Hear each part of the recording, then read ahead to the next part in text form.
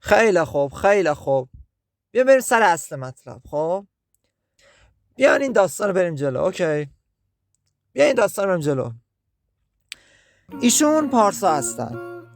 ایشون به زعم خودشون مذهبی تشریف دارن، یعنی نماز رو بگی نگی میخونه و گفته شده که ماه رمضونم روزه بوده.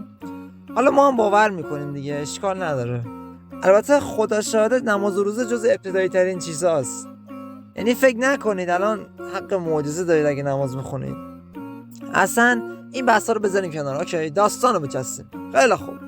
آقا این آقا پارسا کنکورش اخیراً داده و رتبهشم اصلا مگه ملاک افراد رتبه است؟ آقا اصلا بعداً توضیح میدیم. نه بعدا من توضیح نمیدم. خب اصلا ادامه میدیم. ولش ادامه میدیم. این آقا پارسا ما کنکورش داده و الان هم که کرونا اومده و قرنطینه، خلاصه تا دلت بخواد وقت علافی و بیکاری داره و خب این بشر که نمیشینه کتاب و اینجور چیزا بخونه. یعنی چند تا کلاس مفیدی هم که داشت میرفت و به خاطر کرونا کنسل دی. پس چیکار میکنه؟ با گوشی محترم وقت خودش رو سپری میکنه و کجا میره؟ اینستاگرام میره. آقا این داداشمون رفت یه اینستاگرام، رفت برگشت دوباره رفت تا اینکه پارسا از طریق دایرکت یا پیام‌های مستقیم با یه دختری آشنا شد و این دو اول با حرفایی مثل پست جالبی بود، موافقم، آره راست میگی، و اینجور مسائل و اینجور حرفا بلا استثناء جواب استوری هم دیگه رو میدادن و دیگه بعدها استوری که میذاشتن حواسشون بود که طرف چی جواب میده. بعدش افتادن توی استفاده از این ایموجی ها از خنده داره از چشاش اشک میاد و این ایموجی های دیگه بعدم قلب و بعدم دیگه همجوری ادامه میدیم و دیگه القصه. آقا پارسا ذهنش درگیر نزد خانوم شد و دیگه هم هر دفعه 1000 جور توجیه می آورد، مثل اینکه من جواب ندم ناراحت میشه، ناراحت کردن مومن گناه داره، من نگاهم به تصویراش به قصد ازدواجه، میخوام من خودم طرفو بشناسم، منم تویی و اگه همینجوری ادامه بدیم دیگه تهش میرسیم ولکن نتیجه یکم برای نتیجه باید بریم جلو، یکم میریم جلو. خلاصه وایستا، همینجا وایستا. الان توی وضعیتی که ما الان هستیم، آقا پارسا که نماز خون بود تحت تاثیر قرار گرفت و دیگه الان نمازم نمیخونه. یه 3-4 سالی هم هست که با قصد ازدواج با چندین دختر رابطه داشته. حالا بیا یکم بریم جلوتر وایسا. آقا پارسا با آخرین رابطهش ازدواج فرمون. خب حالا تو الان پا میشی میگه خب آقا بیا ازدواج کرد دیگه، چی از کچل پارسا میخواد؟ عشق حقیقیش را از بین آن همه اشخاص یافت. آها نه اشتباه نکن. ببین خوب اومدی جلو. پارسا ازدواج کرد. ببین الان پارسا داره همسر فعلیشو با دوست دخترهای قبلیش مقایسه میکنه هر چند وقت که بار، و این خودش خیلی مخربه و میدونی اصلا اون شور و نشاط رابطه میتونه داغون بشه، خوبم میتونه داغون بشه. نگفتم مطلقاً یا مثلا هیچ حسی بینشون الان وجود نداره، اما دیگه بعدشم ضمن اینکه آقا پارسا هم همسر محترمه، تجربه چندین رابطه و جدایی قبل ازدواج داشتن و در نتیجه همه اینا اگه اتفاقی براشون بیفته احتمال جداییشون بالاتره. خب خب میدونی طبیعی یکم عادت کردم به این قضیه.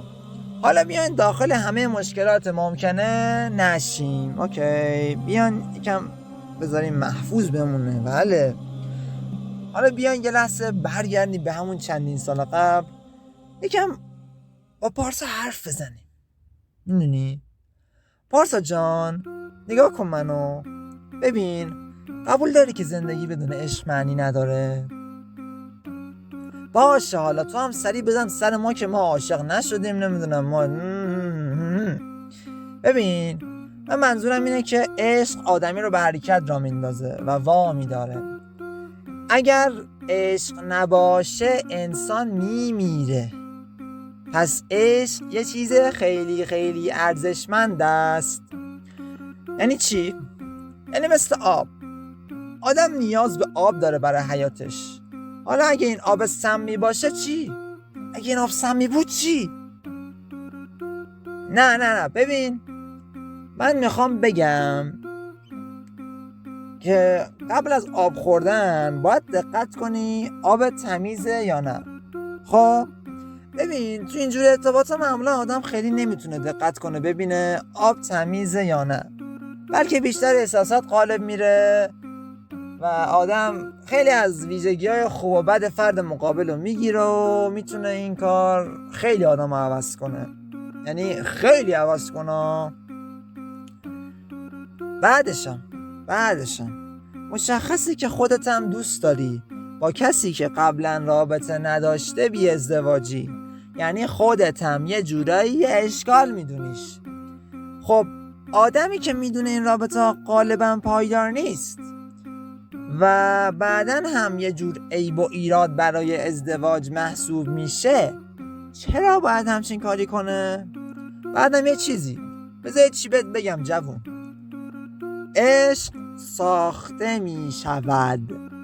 خب عشق در 2 هفته بیرون رفتن پدید نمیاد که. احساساتی میشه آدم، آره احساساتش حتی میتونه شدیدم باشه، اما من اسم این رو عشق نمیذارم. من میگم این عشق نیست.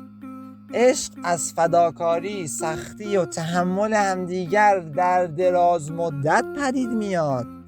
پس تکرار میکنم، عشق ساخته میشود، نه که در یک نگاه عاشق شویم. اصلا اوشکول یه نگاه به خود بنداز، از کار و زندگی موندی.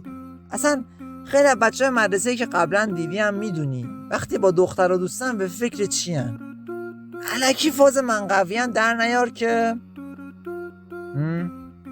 بعدشم معمولا احساسات تو این رابطه ها خصوصا اوایل غالب میشه و هر کسی سعی میکنه خودشو خوب جلوه بده. ببین شما پسر، رابطه عاطفی برقرار میکنی برای اینکه از طریق منطقی طرف رو بشناسی؟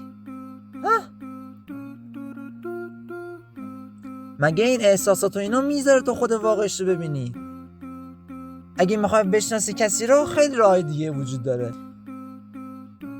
ببین اتفاقا خیلی ها فکر میکنن خاصن مثل تو، اما نکته اینجاست، چرا آدمی وقتی میدونه از طریق ازدواج این احتمالات و مضراتی که گفتم به طور برگریزانی کمتر میشود، چرا باید بره سراغ اینجور رابطه؟ ببین نگو پول و اینجور چیزای جامعه نمیذاره.